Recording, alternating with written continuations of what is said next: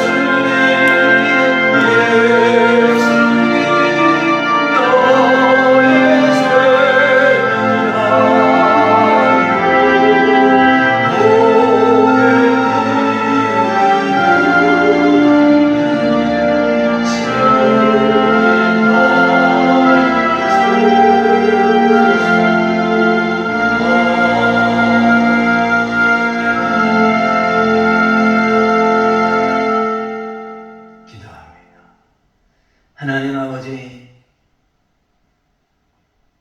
오늘은 하나님이 이 땅을 긍휼히 여겨주시고 불쌍히 여겨주시고 은혜를 베푸셔야 할 날입니다. 6월 1일 지방선거가 있었습니다. 주께서 좋은 일꾼 하나님을 두려워하고 증실하고 불의한 이익을 미워하는 능력 있는 일꾼들이 세워지도록 도와주옵소서. 이번에 그러한 인물을 뽑지 못했다면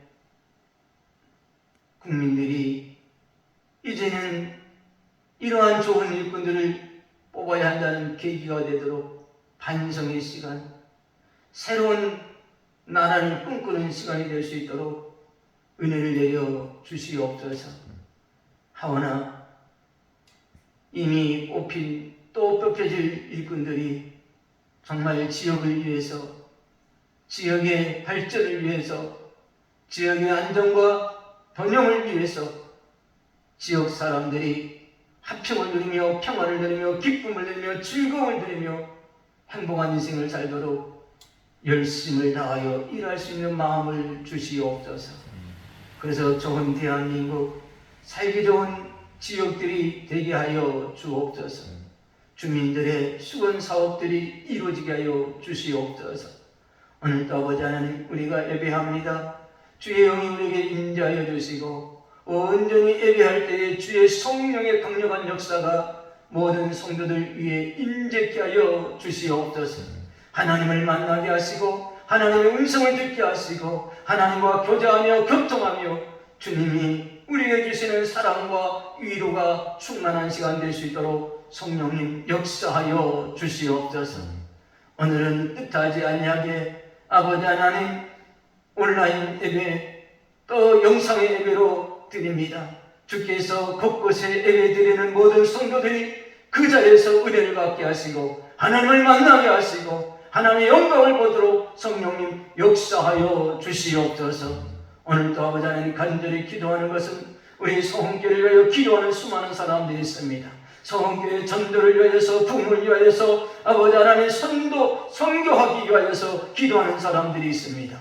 오늘 그들에게 성령의 능력을 부어주시고 기도로 잘 준비하여서 이 소홍교회 와서 전도할 때에, 선교할 때에 놀라운 일들이 일어나게 도와주옵소서. 병든 자가 고침을 받고 악한 영이 떠나가고 주님 모든 사람들이 예수를 만나게 하시고 아버지 하나님 결심이 이루어지도록 성령님 역사하여 주시옵소서.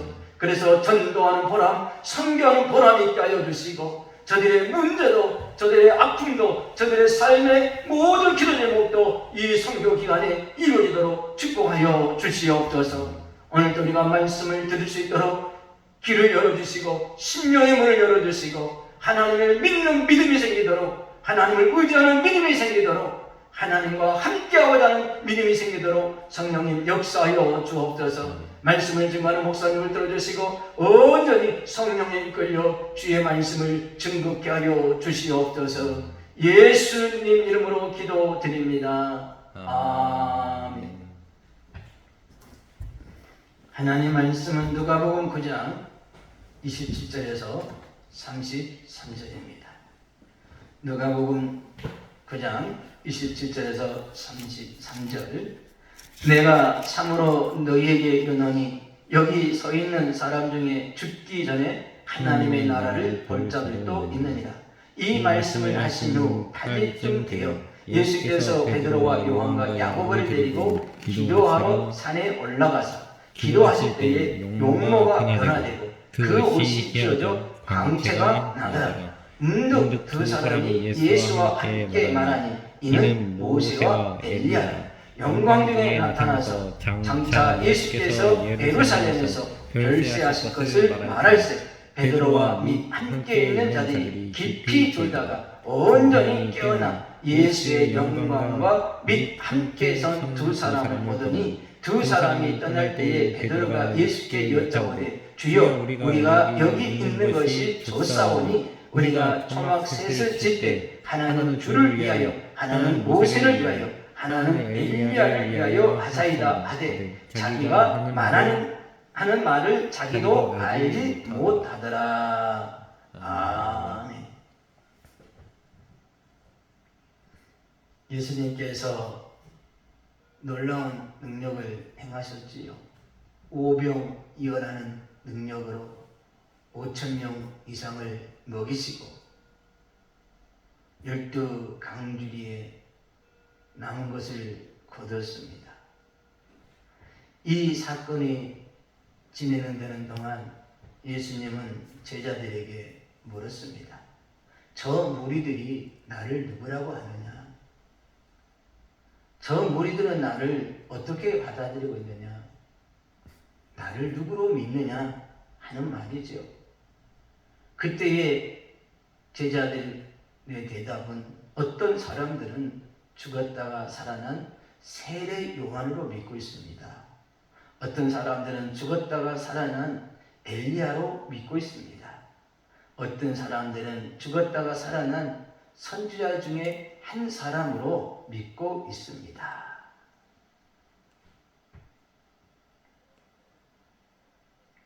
그때 예수님은 제자들에게 또 묻습니다.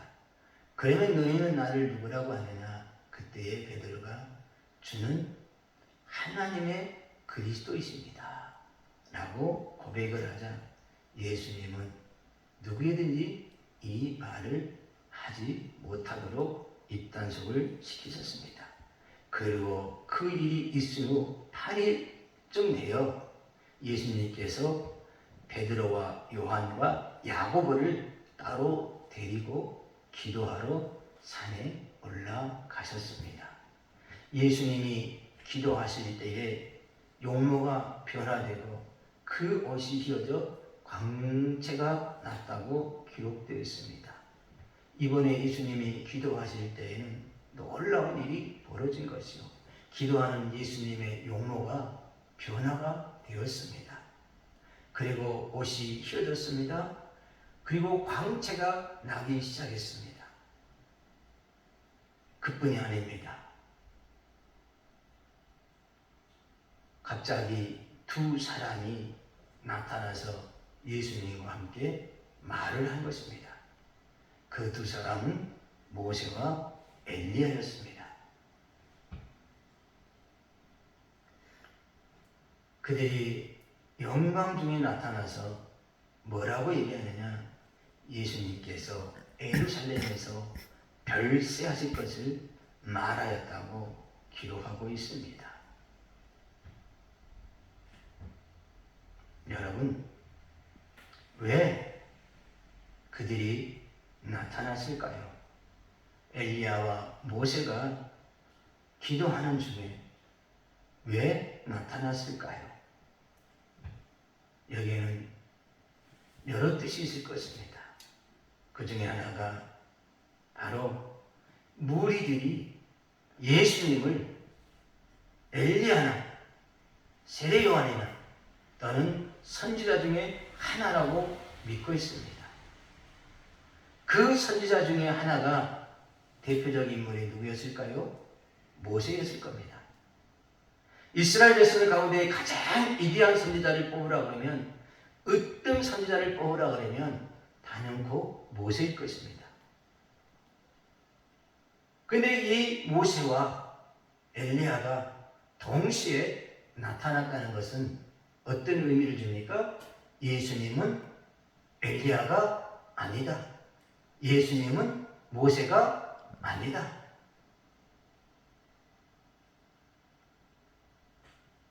무리들이 생각하는 그런 분이 아니라는 것을 알려주고 있는 것입니다.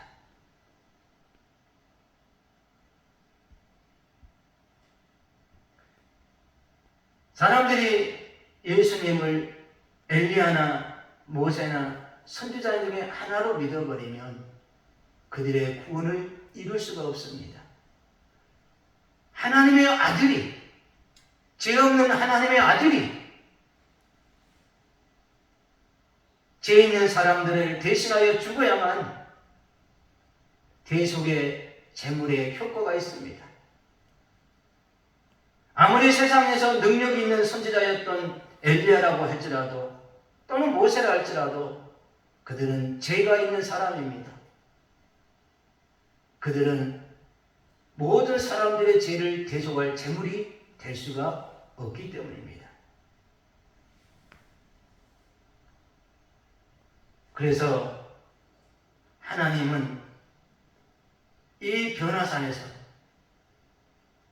모세와 엘리야를 보여주므로 예수님께서 엘리야도 아니고 모세도 아니고 선지자 중에 하나가 아니라는 사실을 알려주고 있는 것입니다.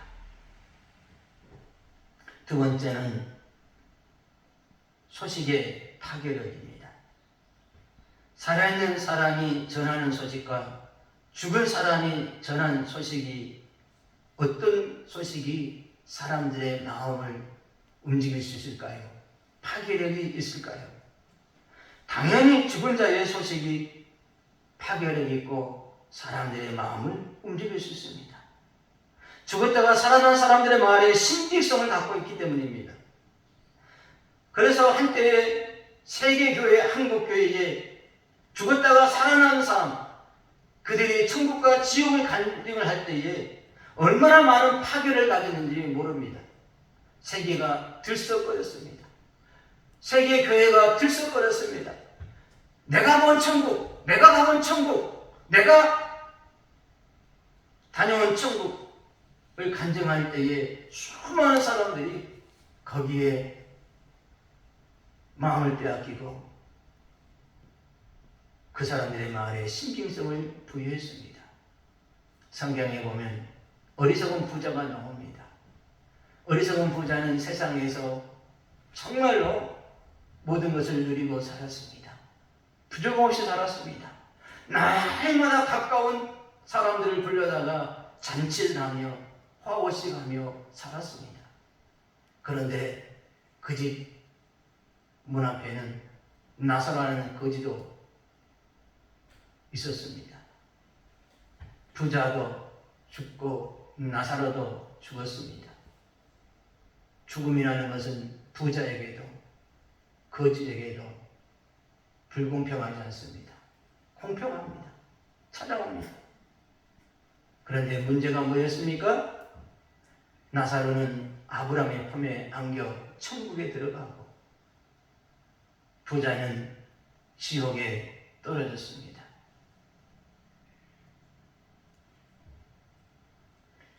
부자는 받아들일 수 없었겠지요. 이해할 수가 없었겠지요. 어찌하여 세상에서 거지였던 저 나사로는 천국에 들어가고 나는 이 지옥에 있단 말인가? 받아들일 수 없는 현실이죠. 그때의 대답이 뭡니까? 너는 세상에서 좋은 것을 누렸고 나사로는 아무것도 누리지 못했지 않냐?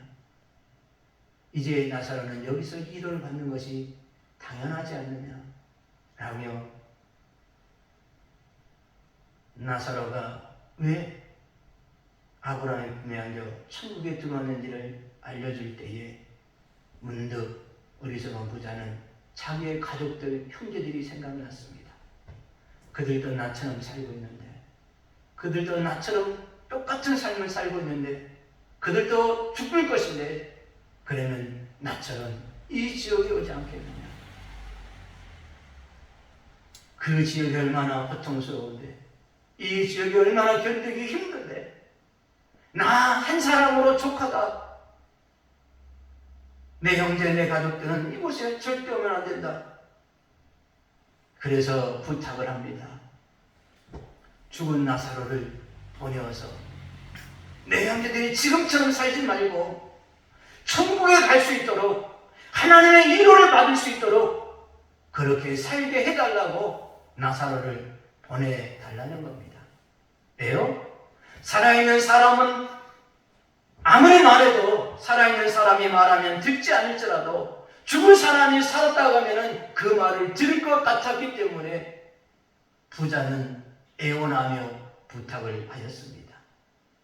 부자의 생각만 그렇습니까? 모든 사람의 생각이 다 그렇습니다. 살아있는 사람, 함께 있는 사람, 함께 살고 있는 사람, 함께 지내고 있는 사람들의 말은 듣지 않을지라도 죽었다가 살아난 사람이 말을 하면 들을 거라는 생각을 모두가 갖고 있기 때문입니다.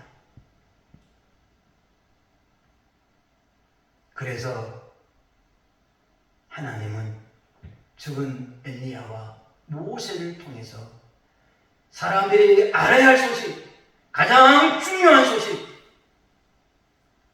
알리려고 하는 것입니다. 그 소식이 뭡니까? 예수님께서 예루살렘에서 별세하실 거랍니다. 이미 예수님께서 자신이 대사관들과 서기관들과 율법사들의 권한을 받고 죽임을 당할 것이라는 얘기를 하였지만은 살아있는 예수님의 말씀은, 살아있는 사람의 말씀은 그들에게 아무런 능력이 되지 못했습니다. 여러분, 예수님이 죽는다고 말을 해도 제자들은 그 말을 받아들일 수가 없고 믿을 수가 없고 인정할 수가 없습니다. 더군다나 예수님은 얼마나 많은 능력을 행하셨고 얼마나 많은 권세를 가지고 있었고 얼마나 많은 기적을 베푸셨습니까? 그런 예수님이 죽는다는 것은, 그런 예수님이 권한을 받고 죽는다는 것은 도저히 믿을 수도 없고 믿지도 못하겠습니다. 그래서 그들이 가장 존중하고 존경하고 가장 위대한 선지자라고 하는 엘리야와 모세를 보내어서 예수님이 말씀하신, 예수님께서 3일 죽은 지 3일 동안 있다가 부활할 것을 알려주기 위해서 이 두 선지자를 보내었던 것입니다. 여러분, 사람들은 미래에 잘 된다, 성공한다, 병이 낫는다, 합격한다, 돈을 많이 번다, 좋은 일을 살아있는 사람이 말을 해도 그거는 믿으려고 합니다. 받아들이려고 합니다. 그러나 죽는다는 소식은 믿지 않으려고 합니다. 믿을 수가 없습니다. 세 번째는 예수님이 기도하실 때에 변화되면서 엘리야와 모세가 나타난 이유는 뭡니까? 예수님의 지위의 중요성입니다. 그들이 예수님이 기도하실 때 나타날 정도고 예수님에 대한 얘기를 할 정도면 예수님이 얼마나 지위가 있는지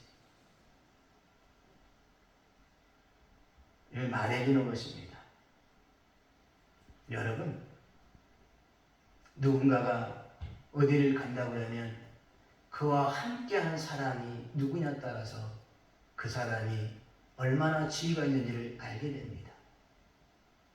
저는 군대에 있을 때에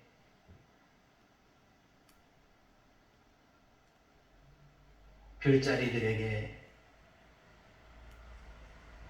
브리핑을 한 적이 몇 번 있습니다.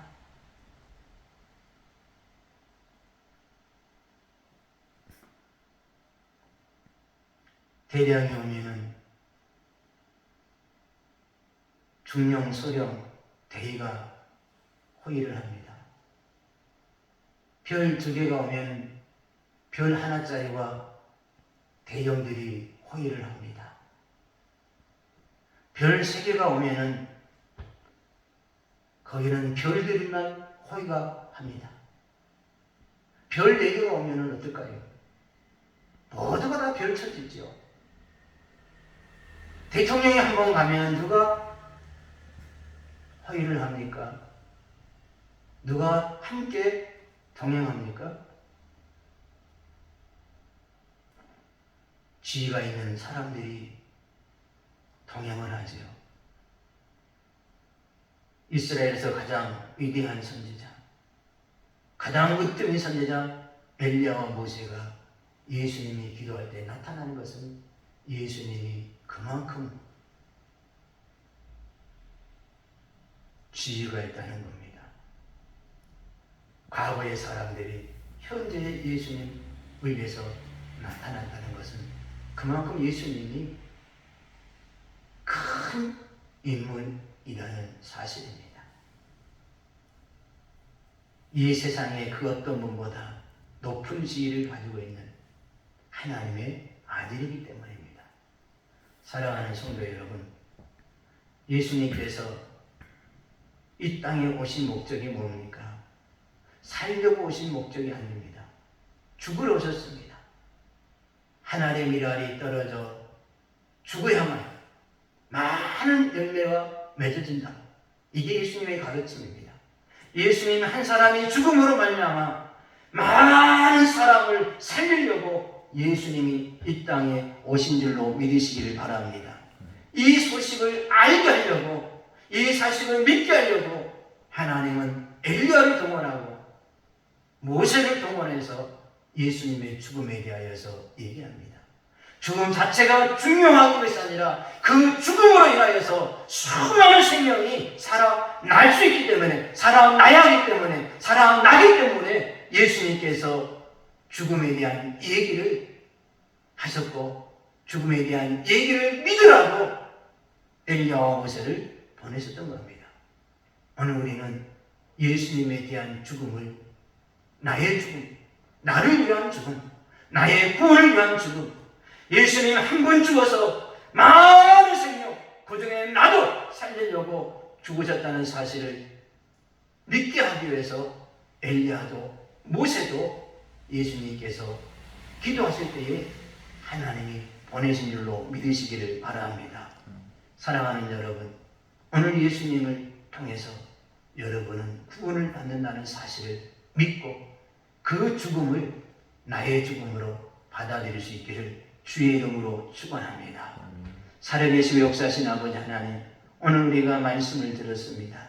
변화산에 예수님께서 기도하실 때에 놀라운 일들이 벌어진 것은 우리가 예수님의 죽음을 믿고 나의 구원을 믿고 하늘의 밀알이 땅에 떨어져 죽으면 많은 열매를 맺듯이 죄 없으신 예수님이 죽으시면 별세하시면 많은 사람들이 생명을 얻기 때문에 예수님이 죽어야 말고 죽으셔야만 한다는 사실을 알려주기 위해서, 믿게 하기 위해서 하나님은 엘리야도 모세도 보내셨습니다. 오늘 우리가 그 예수님의 죽음을 믿으면, 많은 생명을 구원하기 위한 죽음으로 믿으면 나도 구원을 얻게 될 줄로 믿습니다. 이 믿음을 갖게 하여 주옵소서.